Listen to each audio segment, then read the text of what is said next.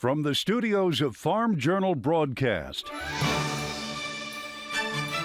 this is U.S. Farm Report. Welcome to U.S. Farm Report this weekend. I'm Ty Morgan, and here's what's in store over the next 60 minutes. President Trump is closer to having his full cabinet complete. That includes Brooke Rollins, the new head of USDA. Rollins' first order of business just may be tackling a recession in farm country. Since 2022, and excluding government payments, U.S. inflation-adjusted net farm income has fallen by $43 billion, or 26%, to $138 billion in 2025. But one area of ag looking at a recovery in 2025 is the pork industry. I think this could be the quickest turnaround in pork producer profitability ever. However, not all pork producers are seeing green, a sign of just how bad 2023 actually was. And a Super Bowl commercial that captured our hearts and put the spotlight on ag. Get a little choked up here, brings almost a tear to my eye. The farm family who inspired it all.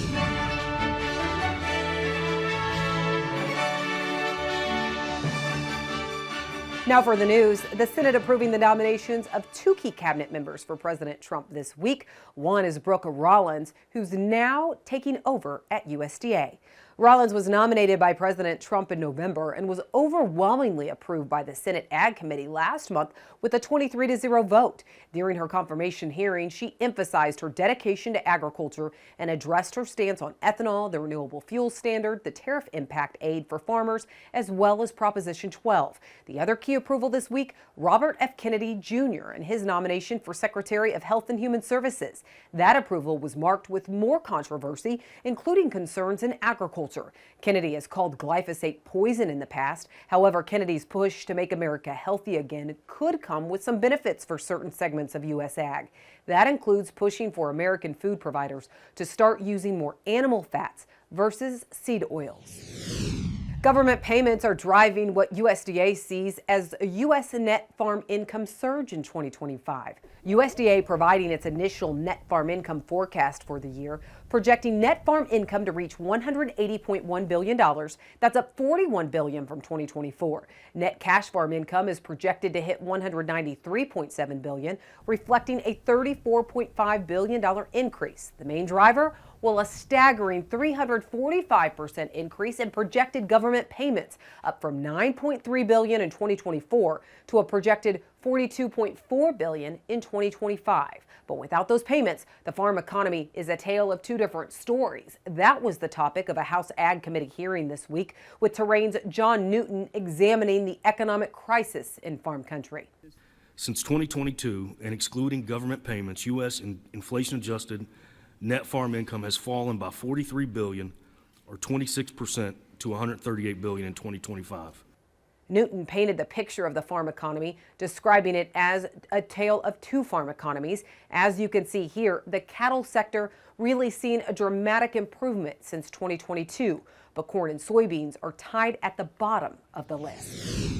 Well, the squeeze on farm profits is creating another troublesome outlook for John Deere this year. Deere & Company releasing earnings, reporting a significant drop in first quarter profits as farmers are feeling the squeeze. Deere citing not just weak incomes, but also high borrowing costs that are prompting more farmers to rent equipment rather than buy.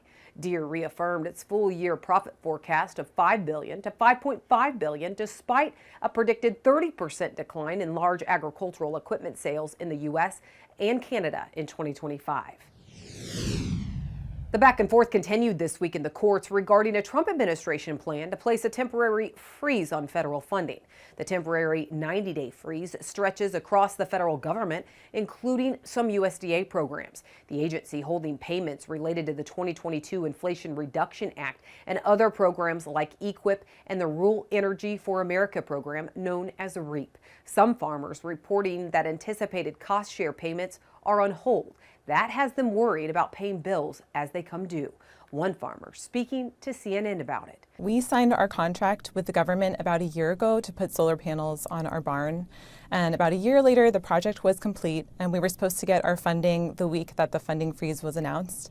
And we still haven't seen the money. And when we asked the government representative where it was and what we should do, they informed us that our funding request had been rejected due to the funding freeze.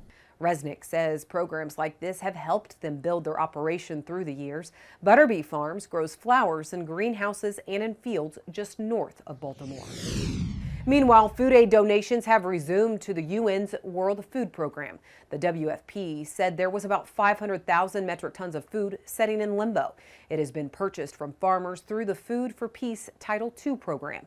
With the pause lifted, food purchases and deliveries under existing USAID agreements can resume. USAID buys roughly $2 billion in U.S.-grown crops for distribution annually. And a new strain of avian flu has been detected. According to the Nevada Department of Agriculture, 6 dairy herds in the state tested positive for a newer strain named D11. The USDA detected the newly infected herds on January 31st through a program that tests milk in large silos. This strain is different from the virus, which has been circulating in other dairy herds. The newer bird flu strain was previously detected only in birds and people who had contact with infected birds. That's it for the news. Well, prepare now. The Arctic air is back next week, and it'll be downright frigid for parts of the country. We'll have a check of weather coming up next. U.S. Farm Report is brought to you by Pioneer. Next level yields start with genetics proven to perform. Pioneer. Next level yields start here.